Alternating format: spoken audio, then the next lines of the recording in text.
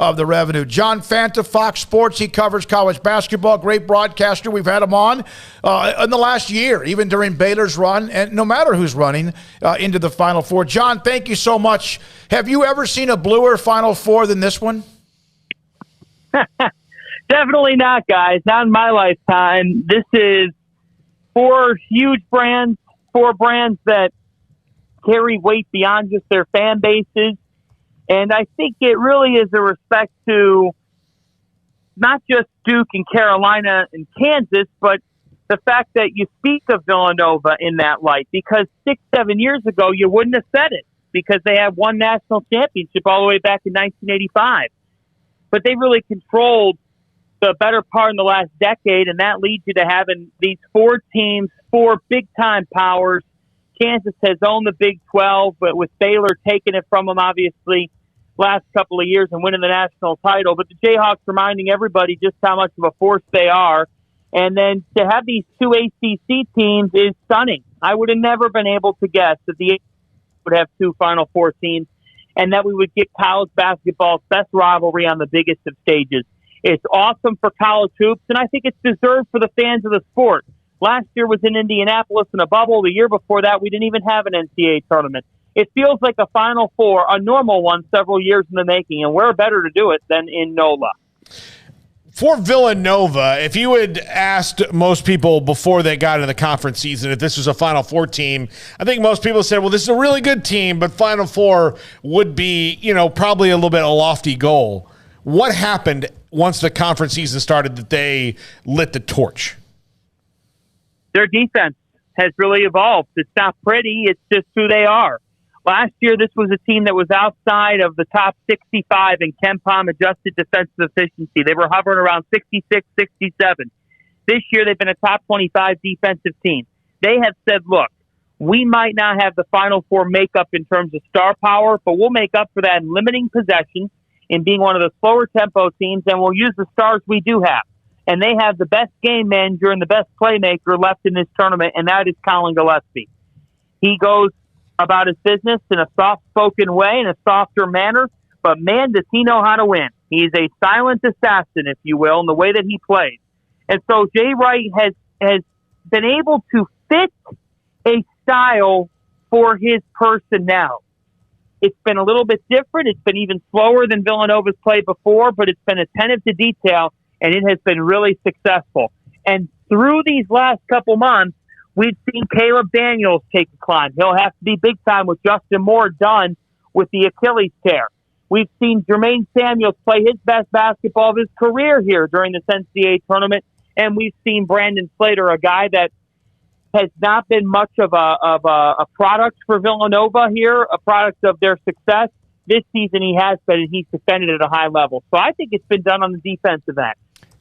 John, you quote tweeted this, and we were actually just talking about this a second ago, but North Carolina and Duke, 257 meetings, 258 NCAA tournament wins, and now the first NCAA tournament game between the two of them. I mean, how incredibly crazy and also special is that, especially given the Coach K storyline and the meeting here recently that really kind of was a fork in the road for both teams, and now they've arrived back opposite each other.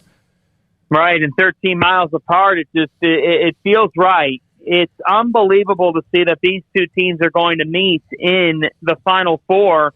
And you had to feel after that game at Cameron Indoor like the next matchup would be one that carries intensity, but we always thought, hey, it'd be next year. An extra sense of intensity, if you will. But you mean to tell me that Duke and Carolina are going to meet in the NCAA tournament for the first time ever? And that it's going to come during Mike Krzyzewski's final season at Duke? That is something straight out of a 30 for 30. And whenever that Coach K 30 for 30 comes out, you know what the last part of the documentary is going to be about. This is one of the biggest, most highly anticipated games in college basketball history, because you're talking about a rivalry that speaks for itself. In a Legends last year, Carolina has the opportunity to pull a Georgetown Manley Fieldhouse's closed moment at Syracuse that we once saw in this great sport. Could Carolina close Coach K's career, or will Coach K get sweet revenge for one final time? The poetry writes itself. The star power writes itself. These two teams have players that are playing their best basketball at the right time of year. Armando Bacot going for a 20 and 22 performance yesterday. How about Mark Williams the night before and the way that he dominated Arkansas? And then the guard play. Jeremy Roach has become a star. We've seen Caleb Love and R.J. Davis piece together their best run of hoops. Duke and North Carolina are going to deliver a product to remember on Saturday night. There are some games sometimes when you say this can't be underwhelming. I fully believe that this game will live up to its anticipation. John, what happened to these two? What turned? I mean, Carolina obviously hammered Duke at Cameron, and then got knocked out, in the semis or whatever by Virginia Tech in the ACC. Duke lost to Virginia Tech, although they led the ACC most of the year, but it was never to a point where you knew who they were. What have they do? What's happened here? Is this just two coaches that have kind of in different ways helped them get to where they are right now? Yeah, I think it is two different roads, guys, but let's look at each. For Duke, I think a lot of it is psychological. A lot of it is mentality and how you handle the amount of pressure that you're under, knowing that this is Coach K's final ride. So having to deal with that carries a whole different dimension. Duke showed us they could be a national title caliber team earlier in the season. I mean, they looked great right from the get-go in the Champions Classic. Paolo Banchero, such a transcendent talent. And then you think about the guard play and the way that it was coming together. I think that this team had to swallow some lumps to now get here. But for me, you could never deny Duke's talent. They're the most talented team of these four that are left here in New Orleans.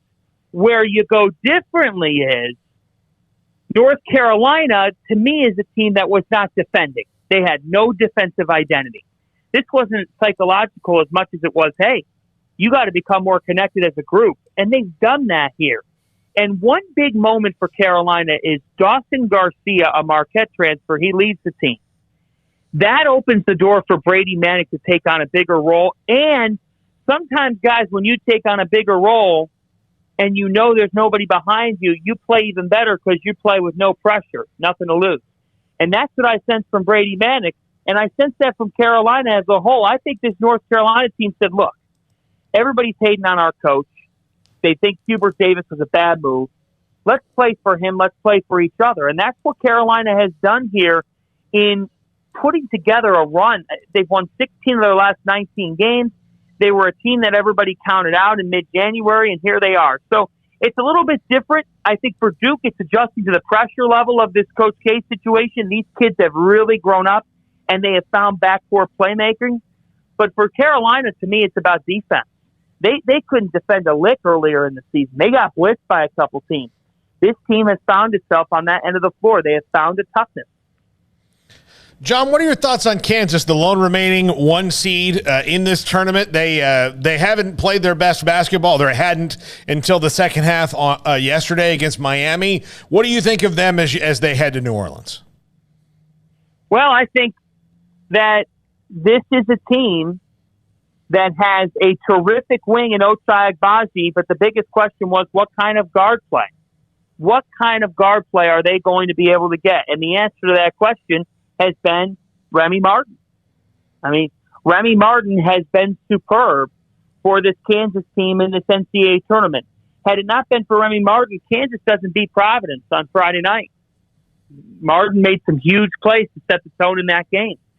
And he didn't have his best performance against Miami, but he's given them a different dimension. And Kansas's point guard play, no disrespect to DeJuan Harris, but DeJuan Harris is not an elite point guard. He's not an elite guard. Remy Martin gives them that elite feel in the backcourt, and it's a guards game, gentlemen. Kansas can match up with anybody from 2 to 5. The one position was troubling them. That position has now been more solidified. Agbaji, Christian Braun, Mitch Lightfoot, Jalen Wilson, they're all shot makers who make things happen. Wilson's a key because he didn't shoot the ball well against Miami and is not a great perimeter shooter. So I'm curious to see if Villanova plays off of him. And we'll have Jermaine Samuels take a step back from guarding him from time to time. But at the 5 spot, David McCormick's been better as of late as well. And McCormick did not have a great regular season.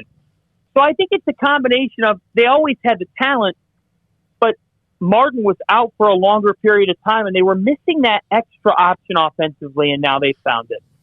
John, your early predictions for this weekend, or are you still kind of tinkering around with it in your head?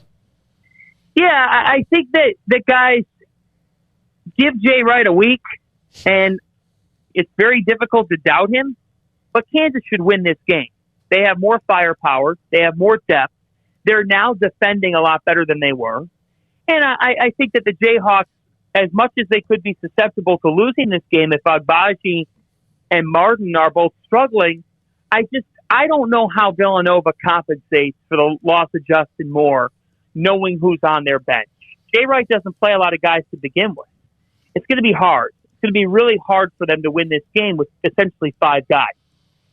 And then I like Duke. I just think that Duke's guard play is a huge difference.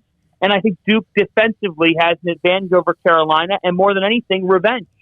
Duke does not want to go down back-to-back times to Carolina. Timing is everything, so I've got the Blue Devils.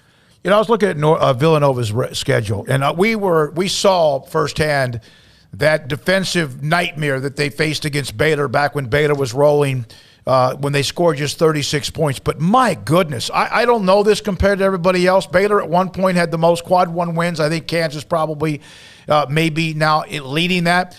But they've played number 2, 17, 6, 2, 18, 17, 24, 17, 8, 21, 9, 20, and that's just the regular season. And their trip, Kansas, now they just beat Houston, who was hot, Michigan, who was hot, Ohio State. And I mean, they have played a schedule. I mean, I think everybody by this time has played a schedule, but my goodness, have they been tested. Yes, and Jay Wright had that mindset. He said he questioned his scheduling a little bit when the calendar rolled to January because he thought, did I make it too hard? But I'll tell you guys, this is the prime example. Why wouldn't you schedule in college basketball? Mm-hmm. Because by scheduling, Villanova got the benefit of the doubt with the committee. And they got a nicer draw, I think, than a team that doesn't schedule.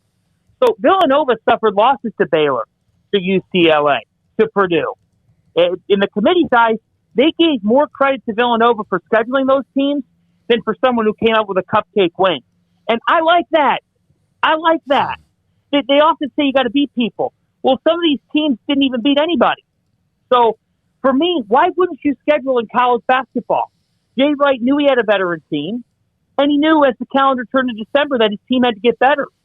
But they saw the level that they had to hit to get to this point in their season all the way back in November and December. And it allowed them to be ready for the Big East, which was a tougher league this year than it was last year, and it allowed them to peak at the right time of year. Now, losing more, it's very unfortunate and it's tough. But this Villanova team's battle-tested. They've had to play without Moore before this season. They've had to play without Gillespie. So nothing gets past these guys. They just are so disciplined, and they've learned. They've learned from a nightmare in Waco against Baylor. And they're standing still as a result of it because Jay Wright gets his teams to play better and better as the journey goes on. And you're better off when you play a Baylor because you know what you can't do if you're going to move on in this tournament. John, thank you. Appreciate your time. It's great to hear from you, get your knowledge and insight. You're right there smack in the middle of it. What a weekend in New Orleans, Villanova, Kansas, and North Carolina. And Duke, we appreciate your time. Off to find some jambalaya and bourbon, boys. There you go.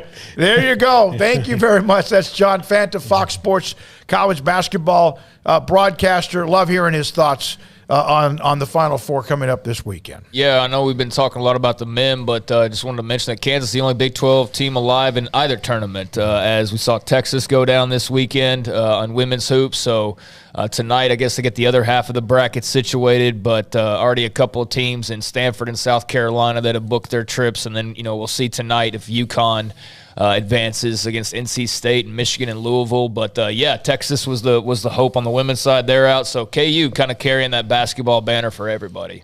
When the tournament was decided, Kansas had 12 quadrant one wins. Baylor, Gonzaga, Tennessee each had 10. Wisconsin, Kentucky, Iowa State had 9. And then Villanova's in a clump of about 6 to 8 teams who was 8. They were 8-6, and 8-6 against quad 1 teams. You're playing really good people. Gonzaga was 10-3, Baylor 10-5, Tennessee 10-7, and Kansas was a very good. Well, obviously 12-5. And you think about it, they had back-to-back games. Villanova was Baylor, and now I'm blanking on whoever else. Creighton, who beat the brakes off of them. And so you thought, okay, well, I mean, maybe they're just, looking ahead, like maybe they'll do well in the Big East. But when it comes to playing other people, so far they haven't proven that. But man, they shook it off, and that's a testament to the coaching of Jay Wright. I mean, he's just damn good. Absolutely, and had a chance to, those media sessions last year. The Final Four were not like the normal. They didn't play him in the Final Four. The media sessions at the tournament in Indianapolis. That's one of the guys I'd like to have been inside of a normal media session to hear him. I really, really, really like Jay Wright and what he does and how he represents that school and college basketball. From Sebastian Matson, the way that North Carolina is playing now is incredible. As long as Manick isn't kicked out of the game, they probably have the best chance. And then in that game, they're up 25. He goes out. Guess who's the glue of that team? No matter how good Baycott is or Davis is or whatever. I want to talk about the guard at Duke. I know we got to take a break. Who's the young man? Roach. In that game against Tech, and I know it's been a while. My goodness, it's like Remy Martin has grown up right in front of our eyes. We knew, and everyone, and Paul, you've kind of stressed that from now for about over a month, but he still was at times being abused on the defensive end, and he wasn't quite. He now gives them everything you had mentioned for now weeks. But Jeremy Roach, to me, in that game with Texas Tech, holy crap. I mean, he was clutching that game. He didn't score quite as much against Arkansas, but he still played really well. But, I mean, it's one of those things. If you've got something that hasn't hit its full potential and then all of a sudden it does now, that's why one of the reasons I picked Kansas was because of Remy Martin. The other one was I didn't expect that Ochai Agbaji and Christian Brown would slow down. And the first couple games of the tournament, they really did. Ochai Agbaji was kind of Kyle Cornish, you know him. You and I were texting. He said he's kind of been vapor, and then a little bit in the first half, but second half yesterday, Kansas realized oh crap, are we Kansas? Yeah, and then just exploded. He blew. Love to have been a fly on the wall for that one. I hate it for Villanova that Justin Moore suffered the Achilles tendon late in the game. In their win. That sucks. Villanova, of course, last year without Gillespie in their run in the tournament hurt them down the stretch when Davion Mitchell just started toying with them in forcing turnovers. But let me tell you something about effective leadership. If you watch Bill Self and never listen to a press conference, Bill Self, I would say the word is cool. And I don't mean just, not the Fonz cool, which I'm sure he could pull off, but he's just this. He's even-keeled. He's cool. He's laid back. Nothing's going to faze him that much. I've seen him after wins and losses in press conferences be very matter-of-fact about why things happen. He saves his highs and lows for when you really need him. So if you're in that Kansas locker room and Bill Self comes in pissed, he's a pretty big man, too. By the way,